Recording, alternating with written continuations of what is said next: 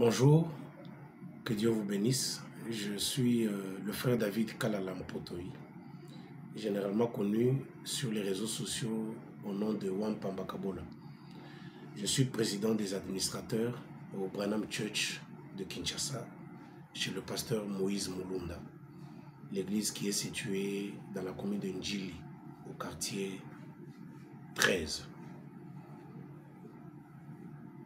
Je suis passé dans les médias univers que tiennent notre frère Chimbombo, journaliste, pour devoir réagir à un article que nous avons lu. Ça pourra faire bientôt une semaine. Article à l'initiative du pasteur Jean-Marc Bondo, qui aurait déclaré, ou qui a déclaré, que le pasteur Moïse Mulunda, qui est mon pasteur, lui avait demandé à l'époque, en 2015, de pouvoir livrer le pasteur Ben Mutombo pour qu'il soit exclu de la famille Branham et que le pasteur Moïse et ainsi que les autres anciens qu'il a cités allaient lui emboîter les pas.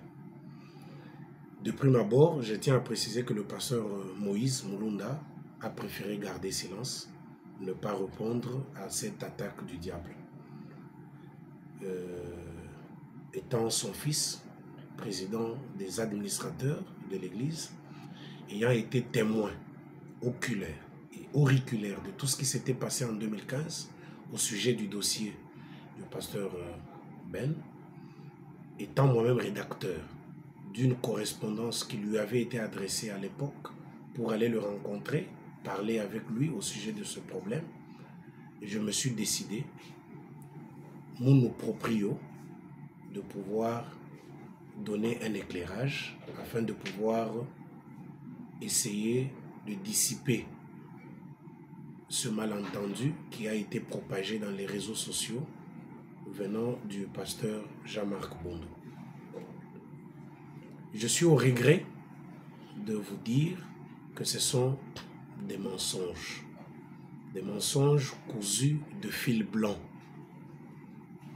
Et des personnes avisées, des personnes assez sages comprendront que le pasteur Jean-Marc n'a pas dit la vérité. C'est un pasteur que nous respectons, que nous aimons beaucoup aussi. Et c'est lui-même qui s'est donné ce nom du pasteur courageux depuis bien longtemps. Personne ne le lui a donné. Chaque fois quand il venait au Branham Church, ayant appris ce qui lui arrivait, ce par quoi il était en train de passer, quand il venait répondre à nos manifestations et que c'est moi qui étais à la modération, je lui posais toujours la question de savoir s'il était encore courageux. Et de là où il était assis ou de là où il s'asseyait, il répondait qu'il l'était toujours. Il ne savait pas pourquoi je lui posais cette question. C'est tout simplement parce qu'il lui est arrivé des problèmes que nous ne pouvons pas dire dans la presse et il n'est pas prêt à assumer ce qui lui est arrivé et il rejette la faute sur d'autres personnes. Le pasteur Moïse Mulunda est un homme sérieux, un homme bien, un papa qui sait bien tisser ses relations avec tout le monde. Seulement, c'est un homme de principe. Il aime bien vivre et côtoyer des gens qui respectent les principes de la parole.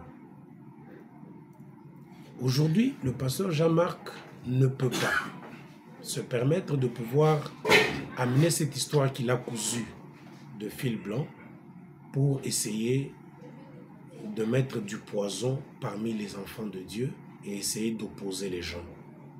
Pour la petite histoire, quand il avait livré le pasteur Ben, personne ne lui avait dit de le faire. D'ailleurs, je me souviens bien qu'il avait eu des problèmes. Il avait eu une vive discussion avec le pasteur Moïse lorsqu'il est venu au Branham Church pour devoir entrer dans la délégation qui était choisie pour aller rencontrer le pasteur Ben à l'époque dans son église pour lui demander de pouvoir recevoir les frères de son église qui avaient une plainte contre lui. Cette délégation a été formée est allé voir le pasteur Ben, lui avait d'abord écrit, premièrement, avant d'aller le rencontrer. Et j'ai l'honneur de vous dire que je suis parmi les rédacteurs de cette lettre-là, qui lui avait été adressée à l'époque pour qu'il puisse rencontrer les serviteurs de Dieu, afin qu'il y ait une médiation ou qu'il y ait un bon climat lorsque les frères de son église allaient venir vers lui pour devoir élaguer ce problème pour lequel il était accusé. Des années se sont écoulées. Le Branham Church, que conduit le pasteur Moïse Mulunda, après l'étape de Lubumbashi qui avait fait couler beaucoup de salive, s'était décidé de pouvoir lever l'excommunication du pasteur Ben. Le pasteur Ben était venu au Branham Church accompagné de ses administrateurs et de ses diacres. Je me rappelle, parmi quelques-uns qui l'avaient accompagné, et je me souviens qu'il y avait le pasteur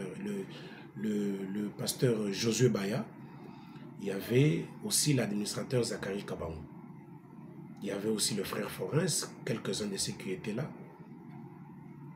Nous avions parlé de ce sujet et nous avions élagué tout malentendu. Nous nous étions réconciliés avec le pasteur Ben et nous avions levé l'excommunication. Et pendant ce moment-là, le pasteur Jean-Marc avait encore sa livraison avec lui, ainsi que d'autres églises qui avaient excommunié le pasteur Ben. Quelques années après, une année je pense, ou quelques mois seulement, c'est le pasteur Moïse qui a fait réconcilier le pasteur Ben avec le pasteur Jean-Marc. C'était au Branham Church. Il les a mis ensemble, le pasteur Jean-Marc ne voulait pas, le pasteur Moïse a insisté, il est venu, ils se sont réconciliés au Branham Church, s'il vous plaît. Le 2 décembre 2018, avant d'en arriver au 2 décembre 2018, le 11 novembre 2018, il y a eu l'ordination des ministres au Branham Church, parmi lesquels je faisais partie. Il y a eu 7 ministres qui ont été ordonnés ce jour-là. Moi-même, le ministre Zorobabel Kadimba, le ministre Emmanuel Bossillo, le ministre Billy, qui se trouve présentement à Lubumbashi, ainsi que 3 autres ministres qui ont été ordonnés ce jour-là. Et c'est le pasteur Ben qui avait prêché au Branham Church le 11 novembre 2018, lors de cette ordination. Je me souviens qu'il était interprété par le frère Gédéon Kouaji, qui s'était fatigué à un moment donné, et c'est moi qui l'avais remplacé, qui était venu interpréter, malgré que j'étais parmi ceux qui devaient être ordonnés. Il existe des photos.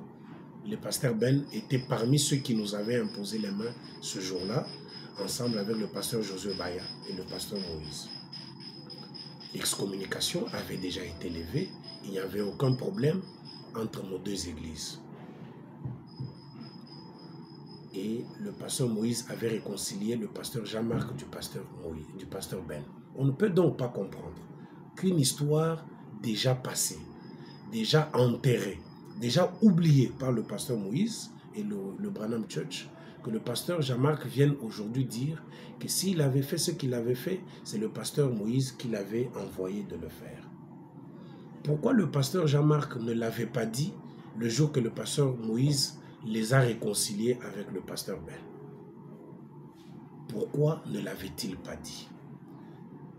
Cette histoire étant déjà passée, comment aujourd'hui on peut revenir sur une histoire déjà pardonnée pour dire que si j'avais fait telle chose, c'était le pasteur Moïse qui m'avait envoyé? Le pasteur Jean-Marc est un homme responsable. Il est un père de famille, il est un mari et il est un pasteur. Comment peut-on s'imaginer qu'un pasteur de sa trempe soit téléguidé et manipulé par un autre de ses collègues? Donc vous vous retrouvez avec une église indépendante et qu'un pasteur d'une autre église vienne vous dire « allez faire telle ou telle autre chose ». S'il a été manipulé hier, comment ne peut-il pas être manipulé aujourd'hui? Comment ne peut-il pas être manipulé demain? Comment ne peut-il pas être manipulé éternellement? Moi, je crois que le pasteur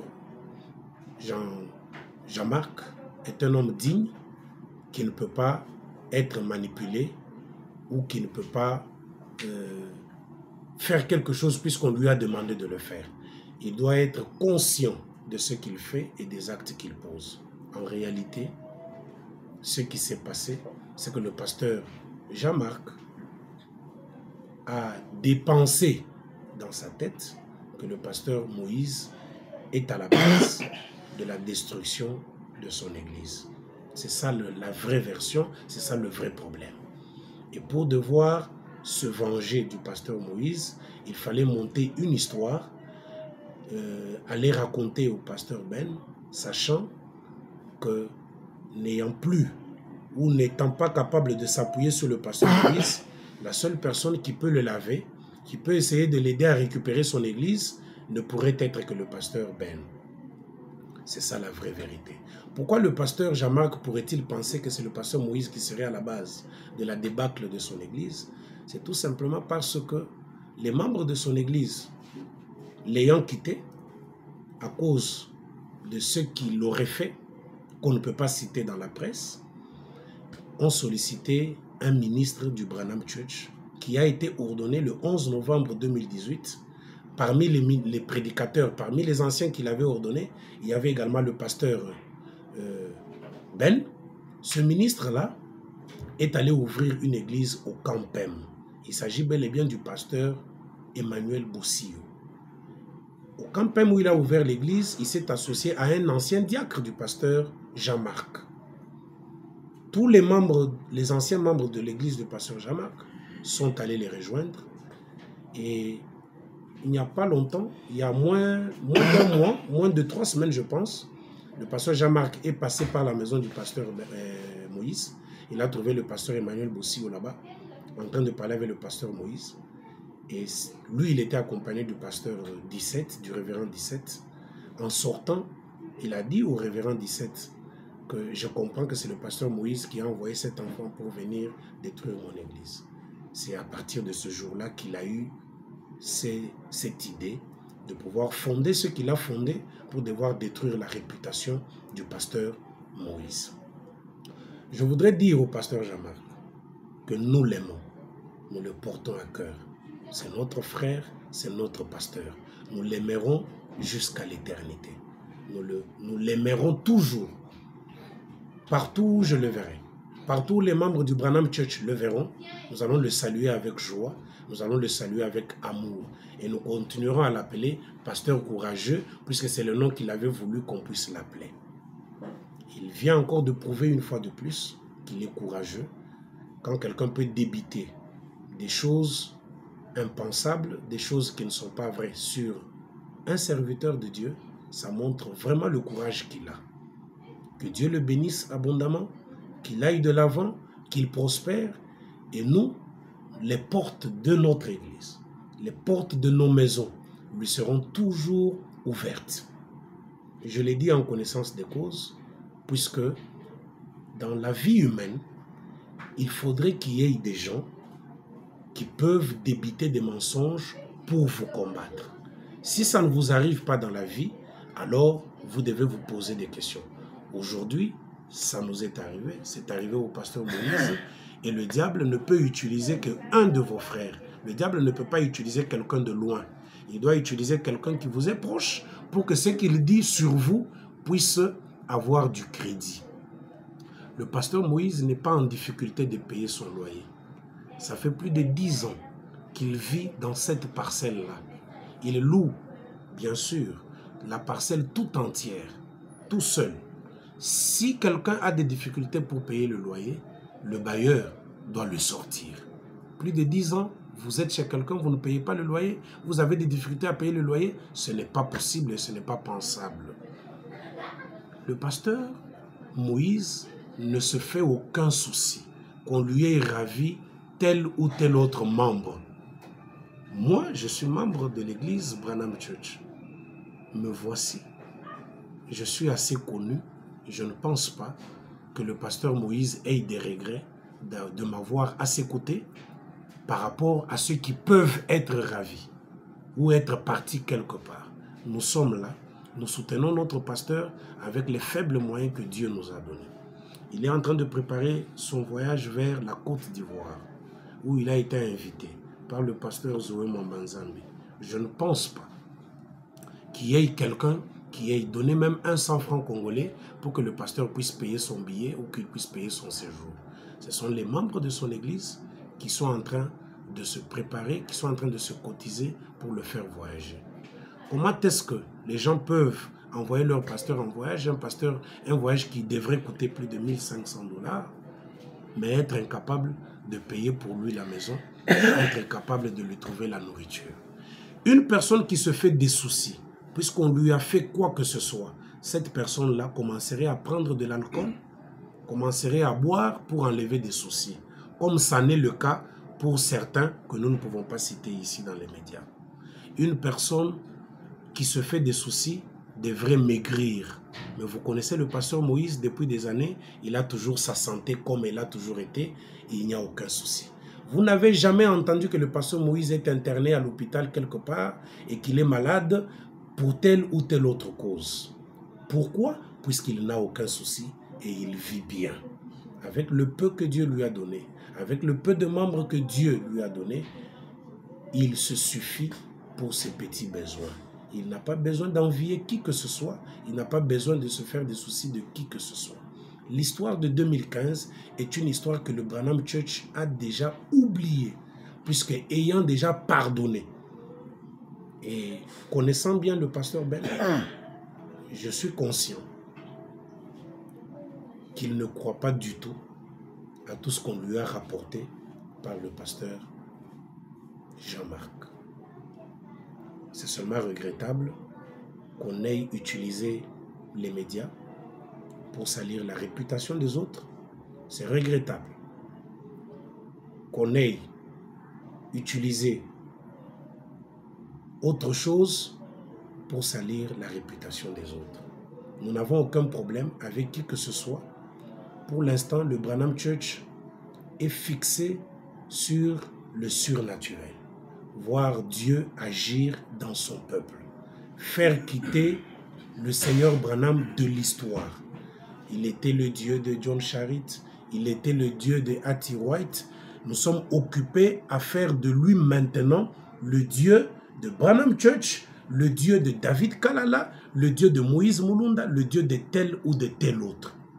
C'est aussi ça qui est un problème, puisque le pasteur Jean-Marc n'a pas voulu du tout, ne supporte pas le fait que le surnaturel se manifeste au Branham Church. Il l'a dit au pasteur Moïse, il l'a dit à la chaire de Branham Church dans une réunion ministérielle, il a dit qu'il était contre cette manifestation de dons. Pour lui, c'est de la magie, c'est de la sorcellerie, c'est des choses qui viennent du monde invisible, qui est un monde obscur. Mais bon, c'est son droit, mais il n'a pas pourtant le droit de salir la réputation de quelqu'un d'autre. Comment voulez-vous que nous ne croyons pas à la manifestation de l'esprit au Branham Church? Quand nous pouvons entendre des témoignages qu'à partir de la prière du pasteur Moïse et de son équipe, Dieu a guéri une sœur en Bujimaï qui avait SS, qui s'est fait réexaminer quelques jours plus tard et le sang a donné AS. Une sœur anémique qui était à l'article de la mort et un témoignage est passé dans l'église. Comment ne voulez-vous pas que nous puissions croire au surnaturel qui se manifeste actuellement au Branham Church? Lorsque Dieu vous élève, ça suscite des jalousies. Lorsque Dieu vous élève, ça suscite des problèmes. Et le diable ne dort pas du tout. Heureusement que nous avons eu un grand enseignement la semaine qui vient de s'écouler sur la démonologie. On nous a appris comment le diable travaille, comment le diable fait son travail. Il ne peut pas se faire son travail s'il ne s'est pas incarné dans un homme. Nous comprenons et nous disons que Dieu bénisse le révérend Jean-Marc. Nous n'avons aucun problème avec lui. Il est toujours le bienvenu. Il a fait son travail. Nous avons appris qu'il y aurait des vidéos qui seraient déjà dans des téléphones de quelques-uns des frères, dans leurs ordinateurs. Nous disons, il n'y a aucun problème, nous sommes sereins. Nous attendons que ces vidéos soient publiées ou pas. Nous sommes sereins puisque nous savons que nous servons le Dieu vivant et nous n'avons aucun problème avec qui que ce soit. Tout ce qui nous conduit, c'est le respect des principes. le pasteur Moïse est derrière les principes. Vous respectez les principes de la parole, vous êtes ensemble avec lui. Vous ne les respectez pas, il est obligé de prendre un écart. Mais pour autant, il ne sera jaloux de personne et il ne va envier personne. Que Dieu vous bénisse. Nous tenions à faire ce petit recadrage pour que des esprits qui sont encore éveillés puissent comprendre que tout ce qui a été raconté n'est pas vrai et que nous sommes droits dans nos bottes. Le pasteur Moïse est occupé à autre chose. Je ne peux que vous remercier et remercier notre frère le journaliste des médias Univers. L'article a été publié dans ces médias. La réponse devait aussi venir par ces médias. Si jamais il y a une réplique ou il y a une publication qui s'est faite dans d'autres médias, nous serons dans l'obligation de pouvoir éclairer la lanterne pour que les gens puissent comprendre ce qui se passe réellement. Pas pour salir la réputation de qui que ce soit. Cette étape-là est déjà dépassée. Nous n'avons plus ce temps-là de voir ce que l'autre fait, de voir la vie des autres. Nous avons le temps de voir nos propres vies, de nous rassurer que nos vies sont conformes à la parole et de pouvoir œuvrer comme le Seigneur nous a demandé d'œuvrer. Pour le reste, que Dieu vous bénisse, qu'il bénisse nos détracteurs, qu'il bénisse ceux qui veulent le mal pour nous et nous continuons à aller de l'avant. Shalom.